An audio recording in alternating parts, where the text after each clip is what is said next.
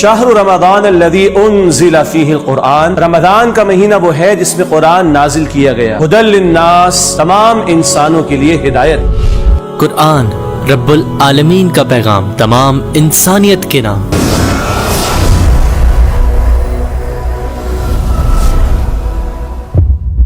نحمدہ و نصلی علی رسولہ الکریم، اما بعد فاعوذ باللہ من الشیطان الرجیم، بسم اللہ الرحمن الرحیم۔ قال اللہ تبارک و تعالی فی سورۃ الفاتحہ،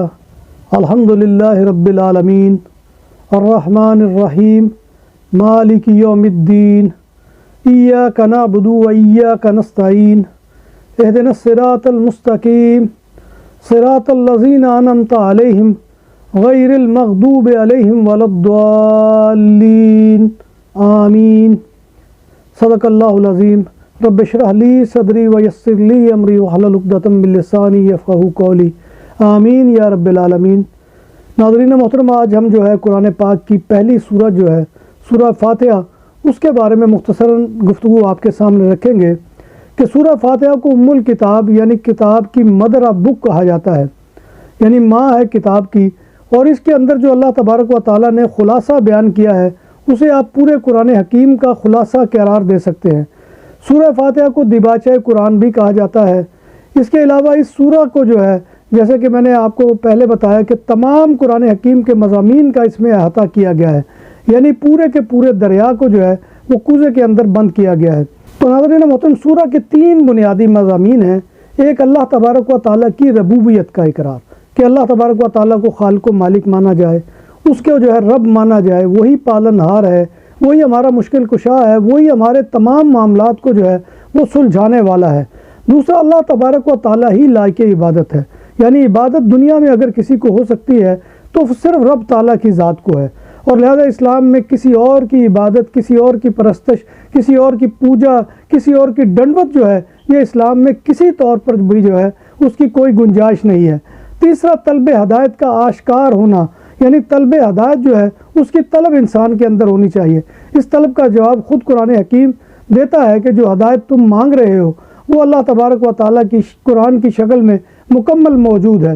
اس سورہ کو سورہ الحمد اور سورہ صلاۃ بھی کہا جاتا ہے، یعنی یہ نماز کا جزو لا ینفک ہے۔ کوئی بھی نماز جو ہے اس سورت کے بغیر جو ہے وہ مکمل نہیں ہوتی۔ سیدنا عبادہ بن صامت رضی اللہ تعالیٰ عنہ سے مروی ہے کہ رسول اللہ صلی اللہ علیہ وسلم نے فرمایا کہ جو شخص سورہ فاتحہ کو نہ پڑھے اس کی نماز نہیں ہے، لہٰذا یہ نماز کا لازمی جزو ہے۔ اور سیدنا ابن عباس عمر رضی اللہ تعالیٰ عنہما اسے اساس القرآن کہتے ہیں، یعنی قرآن کی بنیاد کہتے ہیں۔ تو لہٰذا حدیث کی کتابوں ترمذی، نسائی اور ابن ماجہ میں سیدنا جابر بن عبداللہ رضی اللہ عنہم سے روایت ہے کہ رسول اکرم صلی اللہ علیہ وآلہ وسلم نے فرمایا کہ افضل الذکر لا الہ الا اللہ، اور افضل دعا جو ہے وہ الحمدللہ ہے، یعنی کہ سب سے افضل ذکر جو ہے کہ اللہ کے سوا کوئی خدا نہیں، کوئی معبود نہیں، کوئی جو ہے وہ پالن ہار نہیں، اور افضل الدعا جو ہے وہ الحمدللہ، کہ جب اللہ تبارک و تعالیٰ کا بندہ سورہ فاتحہ میں یہ کہتا ہے کہ الحمدللہ،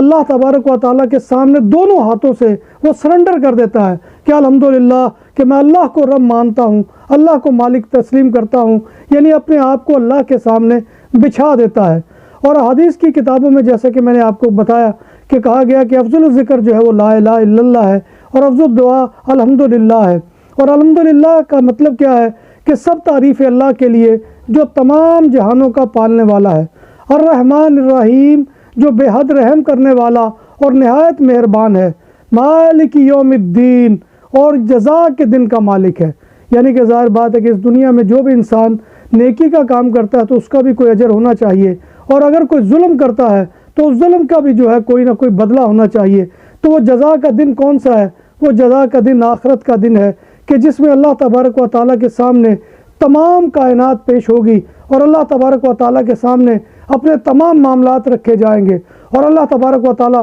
اس کی بنیاد کے اوپر فاسقوں اور فاجروں کو جہنم رسید کریں گے، اور جو اللہ تبارک و تعالیٰ کے احکامات کے تابع رہ کر اپنی زندگیوں کو بسر کرنے والے تھے ان کے لیے پھر جنت ہے، اور جنت بھی وہ کہ جس میں ہمیشہ ان کو رہنا ہوگا۔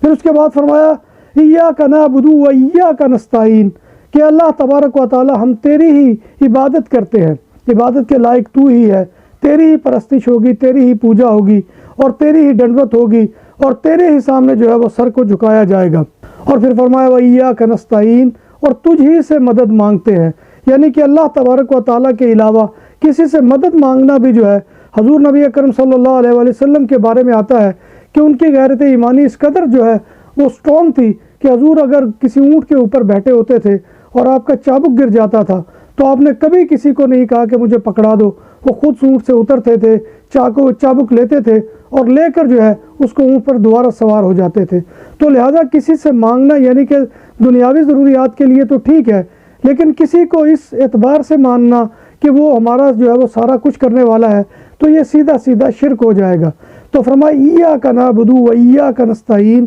کہ ہم تیری ہی عبادت کرتے ہیں۔ اور عبادت کا معنی کیا ہے؟ کہ اللہ تبارک و تعالیٰ کے آگے پورا اپنے آپ کو سرنڈر کر دینا، اللہ تبارک و تعالیٰ کے آگے اپنے آپ کو بچھا دینا، اپنی تمام خواہشات کو، اپنی تمام ضروریات کو، اپنی تمام محبتوں کو اللہ تبارک و تعالیٰ کی بارگاہ میں جو ہے وہ آ کر قربان کر دینا۔ یہ ہے جو ایاک نعبد، یعنی اللہ تبارک و تعالیٰ کی بندگی کا حق ہے کہ اپنی ہر چیز کو اللہ کی بارگاہ میں لا کر قربان کر دینا۔ وَإِيَّاكَ نَسْتَعِينُ، اور اسی سے مدد طلب کرنا۔ اهْدِنَا الصِّرَاطَ الْمُسْتَقِيمَ، اور پھر یہ دعا کرنا کہ اللہ ہمیں چلا سیدھے راستے کے اوپر۔ اور وہ سیدھا راستہ جیسے کہ میں نے عرض کیا کہ اللہ تبارک و تعالیٰ قرآن پاک میں فرماتا ہے هُدًى لِّلْمُتَّقِينَ، کہ یہ کتاب ہدایت جو قرآن ہے یہ ہے وہ سیدھا راستہ کہ جس کے اوپر اگر تم چلو گے تو انعامات کے اللہ تبارک و تعالیٰ کے مستحق پاؤ گے۔ اور اس کے بعد فرمایا صراط الذین انعمت علیہم غیر المغضوب علیہم ولا الضالین، ان لوگوں کے راستے پر جن پر تو نے انعام کیا، یعنی وہ لوگ کہ جو اللہ تبارک و تعالیٰ کے دین کو تسلیم کرنے والے تھے، اللہ تبارک و تعالیٰ کی کتاب ہدایت کے مطابق اپنی زندگی کو بسر کرنے والے تھے، اللہ تبارک و تعالیٰ کے بھیجے ہوئے رسولوں کے مطابق اپنی زندگی کو گزارنے والے تھے۔ اور پھر فرمایا کہ غیر المغضوب علیہم، نہ کہ ان لوگوں کے راستے پر کہ جن پر تو نے غضب کیا۔ اور یہ وہ کون تھے؟ جیسے آپ کو معلوم ہے کہ اللہ تبارک و تعالیٰ کی یہ سنت رہی ہے کہ اس نے ان تمام قوموں کو غرق کر دیا، ان تمام قوموں کے اوپر عذاب نازل کر دیا، اور آخرت میں بھی ان قوموں کے اوپر عذاب نازل ہوگا کہ جو اللہ تبارک و تعالیٰ کی نافرمانی کرتی رہی، اور فرمایا ولا الضالین، اور نہ ایسے لوگوں کی کہ جو گمراہ تھے، یعنی گمراہوں کے جو ہے راستے کے وہ بھی ہمیں نہ چلانا، کیونکہ جو گمراہ ہوتے ہیں وہ ظاہر ہے کہ ذلوا ضلالا بعیدا کی مثال ہوتے ہیں کہ وہ گہرائی جو گمراہی کی اتھاہ گہرائیاں ہیں اس کے اندر پڑے ہوتے ہیں۔ تو ناظرین محترم، یہ تھی سورہ فاتحہ کہ جو اللہ تبارک و تعالیٰ نے قرآن کے جو ہے دیباچے کے طور کے اوپر نازل کی ہے۔ اور اس کے بعد جو ہے سورہ بقرہ، اور یہ جو پہلا پارہ ہے الف لام میم، یہ صرف 2 صورتوں کے اوپر مشتمل ہے کہ جس میں سب سے پہلی صورت جو ہے وہ سورہ فاتحہ ہے، اور اس کے بعد دوسری سورہ بقرہ ہے کہ جو بہت طویل ترین جو ہے وہ سورہ ہے۔ تو اس سورہ کا نام سورہ بقرہ اس مناسبت سے ہے کہ اس میں گائے کے واقعے کا تذکرہ ہوا ہے۔ سورہ کا آغاز جو ہے یہ حروف مقطعات سے ہوا ہے۔ یہ سورت مدنی ہے، یعنی پوری سورت رسول اللہ صلی اللہ علیہ وسلم کے مدینہ منورہ آنے سے کے بعد نازل ہوئی ہے۔ مسند احمد، صحیح مسلم، ترمذی، نسائی میں ایک حدیث ہے جو حضرت ابو ہریرہ سے مروی ہے کہ رسول اکرم صلی اللہ علیہ وآلہ وسلم نے فرمایا کہ اپنے گھروں کو قبر نہ بناؤ، جس گھر میں سورہ بقرہ پڑھی جاتی ہے اس میں شیطان داخل نہیں ہوتا ہے۔ تو یہ اللہ تبارک و تعالیٰ کی اس سورہ کی برکت ہے۔ تو اس میں فرمایا گا الف لام میم، جیسے کہ میں نے عرض کیا کہ یہ حروف مقطعات ہیں۔ اور اس کے بعد اللہ تبارک و تعالیٰ نے جو ہے اس کے اندر 3 افراد کا جو ہے 3 قسم کے افراد کا تذکرہ کیا ہے۔ اور وہ 3 قسم کے انسان کون ہیں؟ اس میں جو ہے سب سے پہلے جن کا تذکرہ ہوا ہے ان کے بارے میں کہا گیا کہ وہ صاحب ایمان ہیں۔ اور وہ صاحب ایمان کون ہیں؟ الذین یؤمنون بالغیب ویقیمون الصلاۃ ومما رزقناہم ینفقون۔ اور یہ وہ لوگ ہیں کہ جو لوگ غیب میں رہتے ہوئے،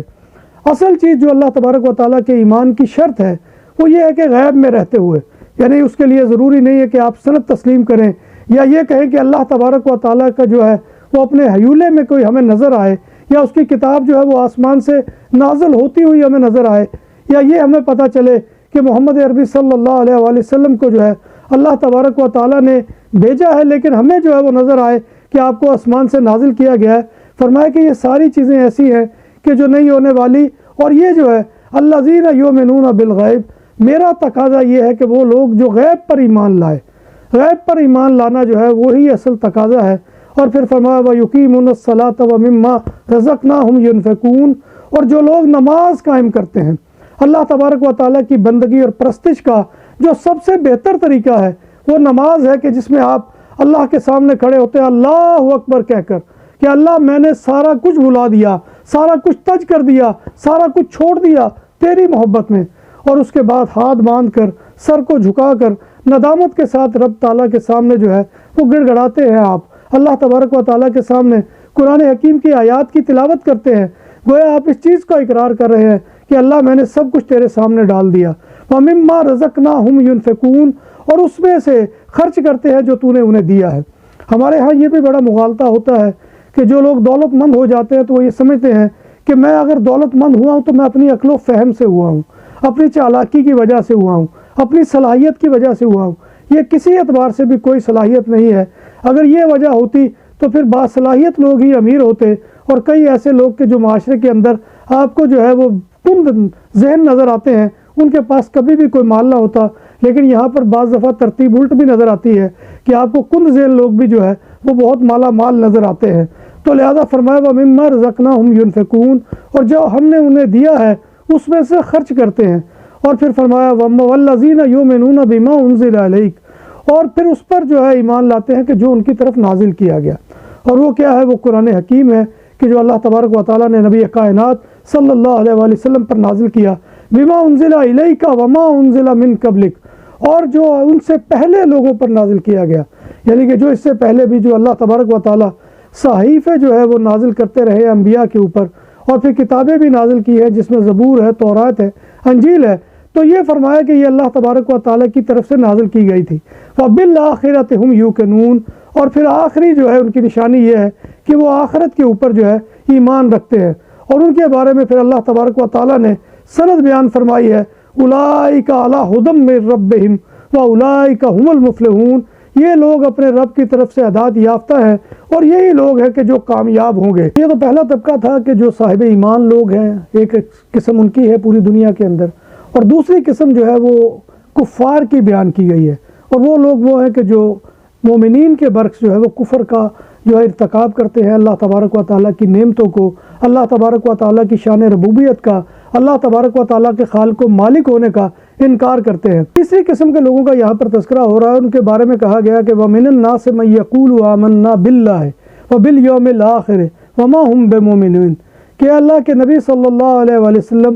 یہ لوگ کہتے ہیں کہ ہم ایمان لائے اور آخرت کے اوپر بھی ایمان رکھتے ہیں، وَمَا هُمْ بِمُؤْمِنِينَ، اور یہ لوگ ہرگز ایمان لانے والے نہیں۔ اور یہ لوگ کون ہیں؟ یہ وہ لوگ ہیں کہ جو منافق ہیں، اور یہ جو ہے یہ دھوکہ دیتے ہیں، اللہ کو بھی کوشش کرتے ہیں اور اللہ کے رسول صلی اللہ علیہ وآلہ وسلم کو، کہ جو آ کر دعویٰ کرتے تھے کہ اللہ کے رسول ہم آپ کے سامنے آ گئے ہیں اور ہم جو ہے وہ آپ کو مانتے ہیں، جیسے کہ عبداللہ ابن ابی جو رئیس المنافقین تھا، اس کا کیا طرز عمل تھا کہ حضور جب خطبہ دینے کے لیے کھڑے ہوتے تھے مسجد نبوی میں تو وہ پہلے کھڑا ہوتا تھا اور لوگوں کو مخاطب کر کے کہتا تھا کہ اے لوگو، یہ اللہ کے نبی ہے، سچے نبی ہے، ان پر ایمان لاؤ، ان کی باتوں کو غور سے سنو۔ لیکن اس بدبخت کا خود جو ہے وہ سینہ اللہ تبارک و تعالیٰ کی ہدایت سے خالی تھا۔ کوئی بھی منافق جو ہے وہ یہ سمجھتا ہے کہ میں اللہ اور اللہ کے رسول کو معاذ اللہ جو ہے وہ فلرٹ کر رہا ہوں، ان کے ساتھ جو ہے وہ دھوکہ کر رہا ہوں، تو فرمایا گیا کہ یہ وہ اپنے آپ سے دھوکہ کر رہا ہے۔ فی قلوبہم مرض، اور یہ ان کے دلوں میں مرض ہے کہ جو ایک بیماری ہے۔ فزادہم اللہ مرضا، اور اللہ تبارک و تعالیٰ نے ان کے جو ہے مرض کو بڑھا دیا، اور ان کے بارے میں فرمایا وَلَهُمْ عَذَابٌ عَلِيمٌ، اور ان کے لیے دردناک عذاب ہے، بِمَا كَانُوا يَكْذِبُونَ، اس وجہ سے کہ وہ جس کے لیے جھوٹ کہتے رہے تھے۔ انشاءاللہ اگلی نشست میں باقی مضامین کا احاطہ کرنے کی کوشش کریں گے۔ اللہ تبارک و تعالیٰ سے دعا ہے کہ وہ ہمیں قرآن کے اوپر چلنے کی توفیق عطا فرمائے۔ اللہم نور قلوبنا بالقرآن، اللہ ہمارے دلوں کو قرآن کے نور سے منور کرے۔ اللہم نور قبورنا بالقرآن، اللہ تبارک و تعالیٰ ہمارے مرنے کے بعد ہماری قبروں کو بھی قرآن کے نور سے منور کرے۔ ربنا تقبل منا انک انت السمیع العلیم وتب علینا انک انت التواب الرحیم، وصلی اللہ تعالی علی خیر خلقہ محمد وعلی آلہ واصحابہ اجمعین برحمتک یا ارحم الراحمین، آمین یا رب العالمین۔ اور دروازوں کے لیے لوہے اور لکڑی کی بات ہوئی پرانی، اب زمانہ ہے المونیم کا جو دیر پا بھی ہے اور خوبصورت بھی۔ ریسٹورنٹ کے تراسا کی کنوپی ہو یا تول دو، گھروں کی بالکونی کو سن شائن سے محفوظ رکھنے کے لیے سایہ ہو، सब कुछ तैयार किया जाता है जदीद तरीन मशीनरी पर। माहिर कारीगरों की निगरानी में सब कुछ के लिए हमारे दफ्तर तशरीफ लाएं। परसियाना पोर्तास कोर्नैया, काये de कोर्नैया मॉडर्न, नंबर 27, कोर्नैया de यूब्रिगत। हमारा फ़ोन नंबर है 6624744144। नाम भी असली, जायका भी असली, लज्जत और चटखानों की दुनिया। पुराना कुतबा रेस्टोरेंट एंड मैरिज हॉल, देसी खानों का मरकज, रोस्ट मुर्गी, चाप ग्रिल, रोस्ट रान, सालम बकरा रोस्ट, वसी और इजहाल, 400 अफराद के बैठने की जगह, सालगिरह, शादी और दीगर तकरीबात के लिए, फैमिलीज के लिए अलहदा इंतजाम। रेस्टोरेंट की दुनिया में खिदमत और नफासत का नाम चौधरी सिकंदर हयात गोंदल। हमारा पता काये कुर्तबा नंबर 100, बादालोना, स्पेन। हमारा फोन नंबर 9313923341। नाम आदल तंदूरी रेस्टोरेंट, बार्सिलोना में मेहमान नवाजी का पहला नाम आदल तंदूरी रेस्टोरेंट। बर्रे सगीर के रवायती हलाल खानों का मरकज, ग्रिल, तंदूरी रोस्ट, चिकन और मटन टिक्का, सब्जियां और तड़के वाली दालें, रसमलाई और फालूदा। कारी अब्दुर्रहमान की फखरिया पेशकश गरीबो अमीर के लिए। बार्सिलोना के कल्ब में वाक़े आदल तंदूरी रेस्टोरेंट का ये इस्ते नंबर 9, नेज़ दरासाना हॉस्पिटल, बार्सिलोना।